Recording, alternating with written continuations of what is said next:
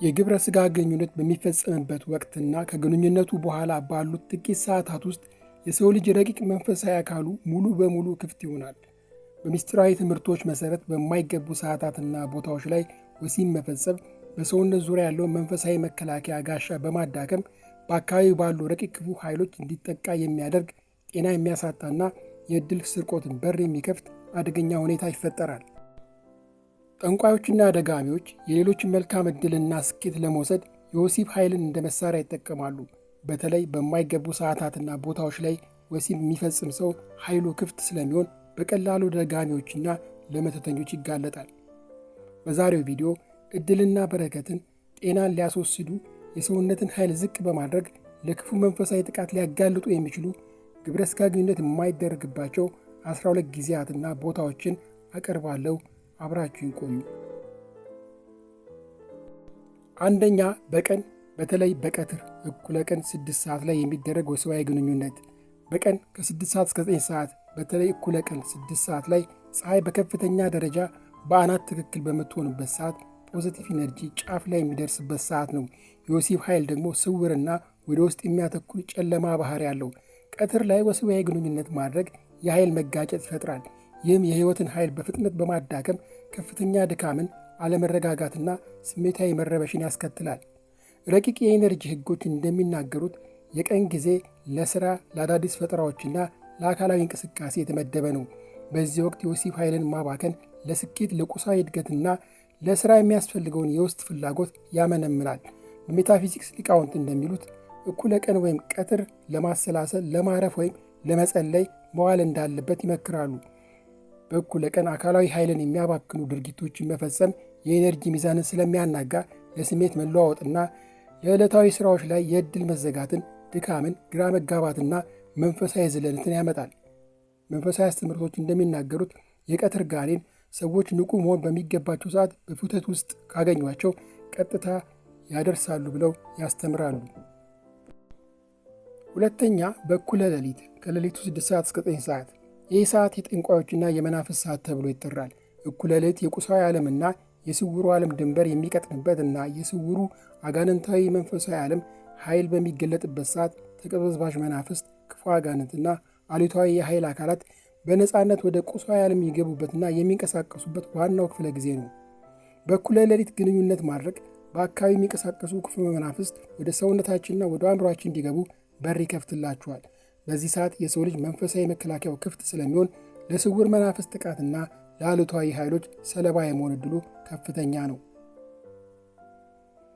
ሦስተኛ፣ በወር አበባ ወቅት የሴቶች የወር አበባ ጊዜ የሰውነት ተፈጥሯዊ የማጽዳትና የማውጣት ሂደት የሚካሄድበትና አሉታዊ ኃይል ከአካል የሚወጣበት ሰዓት ነው። በወር አበባ ጊዜ ግንኙነት ሲደረግ ወደ ታች ሊወጣ የሚዘጋጀውንና እየወጣ ያለውን የጽዳት ኢነርጂ በኃይል ወደ ላይና ወደ ውስጥ እንዲመለስ ያደርገዋል። ይህ የኃይል አቅጣጫ መጋጨት በሴቷ መንፈሳዊ አካል ላይ ከፍተኛ መደፍረስና መታወክ ይፈጥራል። በዚህ ወቅት የሚደረግ ግንኙነት የወጣውን አሉታዊ ኢነርጂ ወደ ሁለቱም አካላት እንደገና እንዲመለስ ስለሚያደርገው በሁለቱ ተጣማሪዎች መካከል የኃይል መደፍረስን፣ ያልተጠበቀ የስሜት መቃወስ፣ ጥላቻና አለመረጋጋትን ይፈጥራል። አራተኛ፣ በተቀደሱ መንፈሳዊ ስፍራዎች አቅራቢያ በቤተ ክርስቲያኖች፣ መስጊድ፣ በገዳማት፣ ቤተ መቅደስ አካባቢ ወሲብ መፈጸም። እነዚህ ቦታዎች ከፍተኛ የሆነ አዎንታዊና ከፍተኛ መልካም መንፈሳዊ ኢነርጂ የተከማቸባቸው ናቸው። በእነዚህ ቦታዎች ሥጋዊ ወይም ቁሳዊ ምኞትን መፈጸም የቦታውን መንፈሳዊ ሚዛን ያናጋል። ይህም በግለሰቡ ላይ የኢነርጂ መቃወም በመፍጠር ዕድልና በረከትን ይዘጋል። የተከበሩ መንፈሳዊ ቦታዎችን ደፍሮ ግንኙነት ማድረግ የቦታውን ጠባቂ መናፍስት ወይም መላእክት ስለሚያስቆጣ ለከባድ እርግማን ወይም መንፈሳዊ ውድቀት ይዳርጋል።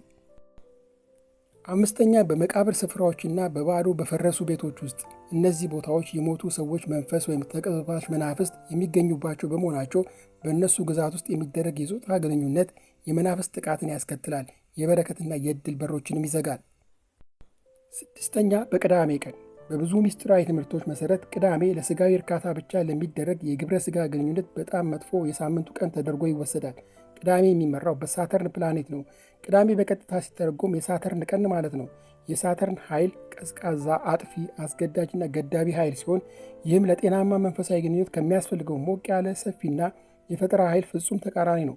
በቅዳሜ ቀን የግብረ ሥጋ ግንኙነት ማድረግ ያንተን ወሳኝ የህይወት ኃይል መልሶ ሳይተካ ያሟጥጠዋል ተብሎ ይታመናል።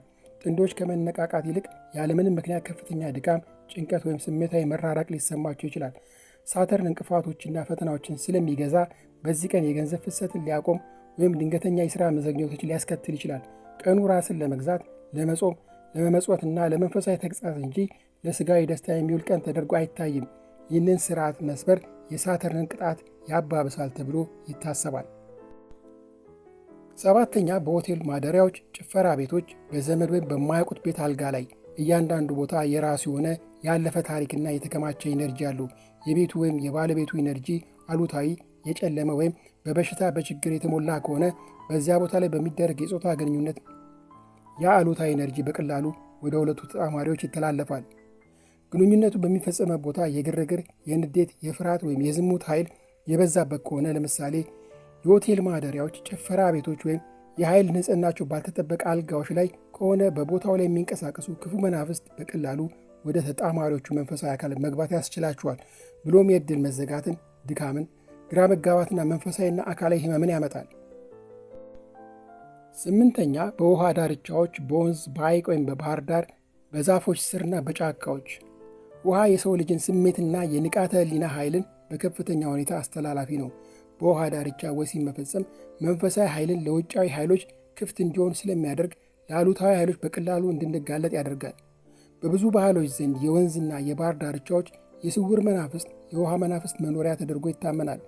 በውሃ ዳርቻ የጾታ ግንኙነት ማድረግ መናፍስቱን ማበሳጨትና አሉታዊ ኃይልን፣ ህመም ወይም የዕድል መዘጋትን መሳብ ተደርጎ ይታያል። ግዙፍና ጥንታዊ ዛፎች የራሳቸው የሆነ የኃይል ማዕከልና የመናፍስት መጠለያ እንደሆኑ ይነገራል። በእነዚህ ቦታዎች ላይ የሚደረግ ግንኙነት የተፈጥሮን ስርዓት ማወቅ ተደርጎ ስለሚወሰድ የመንፈስ ጥቃትን ወይም የመታመም ዕድልን ይጨምራል። 9ኛ በነጎድጓዳማ፣ ንፋሳማና ከፍተኛ የዝናብ የአየር ሁኔታ ወቅት። ነጎድጓዳማ፣ ንፋሳማ፣ አውሎ ንፋስ የበዛበት የአየር ሁኔታ በአካባቢ አየር ውስጥ ከፍተኛ የሆነ ያልተረጋጋ የኤሌክትሮማግኔቲክ ኃይል ይፈጥራል። በዚህ ወቅት የሚደረግ የጾታ ግንኙነት የሰውን የኃይል ማዕከላት ያናጋል፣ የውስጥ ሰላምና የዕድል ፍሰትን ያደናቅፋል። ክፉ መናፍስት በቀላሉ ወደ ግለሰቡ መንፈሳዊ አካል እንዲገቡ ያስችላቸዋል። 10ኛ በቀጥታ በፀሐይ ብርሃን ሜዳ ላይ። ፀሐይ ገላጭና መልካም ኃይልን የምትሰጥ ናት። የወሲብ ኃይል ደግሞ ምስጢራዊና ስውር ተፈጥሮ ያለው ነው። የወሲብን ስውር ኃይል በቀጥታ ለኃይለኛው የፀሐይ ጨረር ማጋለጥ መንፈሳዊ ኃይልን ማዳከምን ያስከትላል።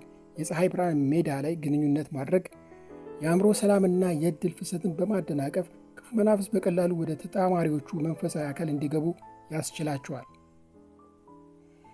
11ኛ በሙሉ ጨረቃ ቀን።